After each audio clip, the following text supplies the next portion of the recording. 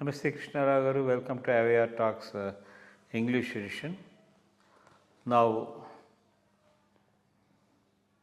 if you see the global unrest on account of war, after Trump assuming the office as the President of the United States of America, his first attempt is to reduce the tension and trying to establish a peace process in the Gulf area between Israel and Hamas, and now it subsided temporarily. We have to see what's going to happen in the future. The next his target is in the Russia-Ukraine war. I think Trump is adamant right from the beginning. He wants people to listen to him, and he doesn't want to listen to anyone. So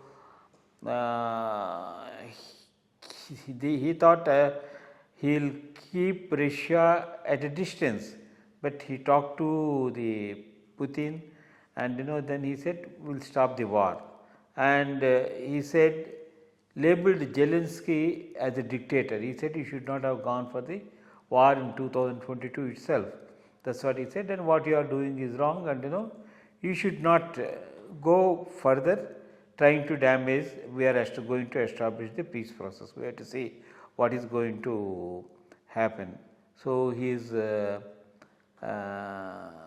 blaming completely Ukraine for whatever that has happened, and in fact the Vice President J.D. Vance also warned Zelensky against attacking Mr. Trump, so stating that it did not change the situation over there.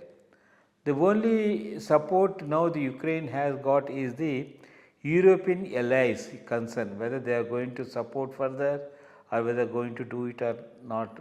But one thing, if there is going to be a stoppage, even the rich mineral wealth what they have got, they can do and export and improve their economy.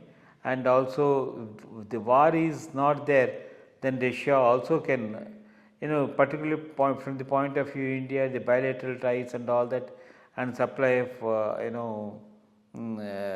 petroleum products and all that will be very good. So what do you think the Donald Trump's recent moves regarding the Ukraine war? Yeah, it's a good move. I would consider from the point of the bringing this unnecessary war to an end. Basically, it's an unnecessary war. We'll have to have a little historical perspective to understand this. Once Gorbachev started the process of liberalization of Russia, it was in those days United Soviet Socialist Republics, because all these small countries were also part of that Soviet Socialist Republic. And he started the process of liberalization and started talking to the West, the Europe, and to the America. This process which was set in motion, when it was taking shape, Russia wanted one or two guarantees, because NATO, when it was established as a force to fight Russia, because Russia took care of the security concern of the Eastern European countries under the Warsaw Pact. So this Hungary, Czechoslovakia, Yugoslavia, all these things were coming under the security sphere of influence of Russia. East Germany, West Germany, and all these things were coming under the NATO.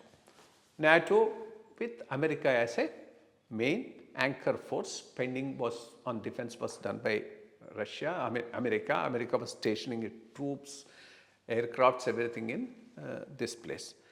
One of the concerns that Russia expressed at that time is, look, if these small countries also join in your NATO, that becomes an immediate threat for us at our doorstep.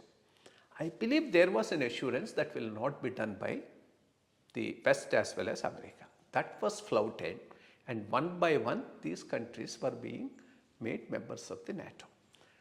And Ukraine, which is just joining Russia, trying to become a member of the NATO, was the last thing that Russia was willing to accept. So that is one of the reasons why this war has been started by Russia, because they don't want Ukraine to be part of NATO and bring an enemy right into its doorstep. That's why they have taken it very clearly and fought this war. And in this, Biden saw a way of weakening Russia. If you continue with this war, in any case, their troops are not involved, but proxy war of Ukraine. So support Ukraine and let Ukraine fight, and Russia will get weakened. That's why Europe and others supported, but Russia was able to withstand all this and still give a fight and occupy most of the area.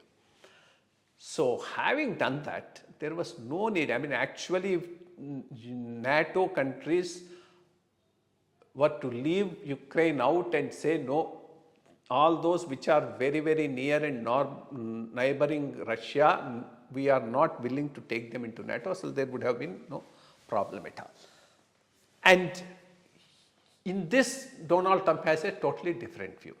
He sees Europe as a parasite, which is sustaining on funding for defense coming from America, and he wants to withdraw.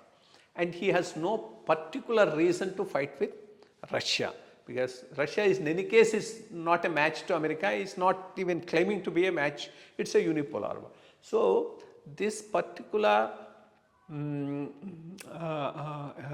effort to end the war is good for everyone, more so for India, because we have an excellent relationship with Russia. A fight between the West and Russia makes us to choose between one of them, which is a difficult thing. Of course, that we have managed very well for the last 5-6 years. But at some time, if we have to choose what should be our view, we'll have to think it over. So that problem we don't get. And once the war is settled, the crude supplies will become more, because Russia will start supplying, America will also start supplying, and prices will come down, which is also plus as far as India is concerned. One more, of course, if the war is going to end on the existing territories which Russia has occupied, that would be to the disadvantage of Ukraine. But most of those parts, the people living are Russian, and they were being discriminated against by Ukraine. But that does touch on an important principle of national sovereignty. Can the borders between two countries be changed unilaterally by force? That's a major issue which will come up. I mean, that's what actually effectively happening in this Russia-Ukraine war. But the war itself was unnecessary. It could have been avoided if America and Europe were a little more gracious and kept on to their promise that NATO will not be taken nearer to Russia. I mean, that was a very important promise which they have made, which they have broken. At least now I think Europe will have to rethink the whole thing now that America is withdrawing, how they are going to deal with the situation. Let's see, but overall I think it's a good thing to happen as far as the world is concerned. Thank you for establishing peace over the region and also throughout the world. These steps are very appreciative. Thank you.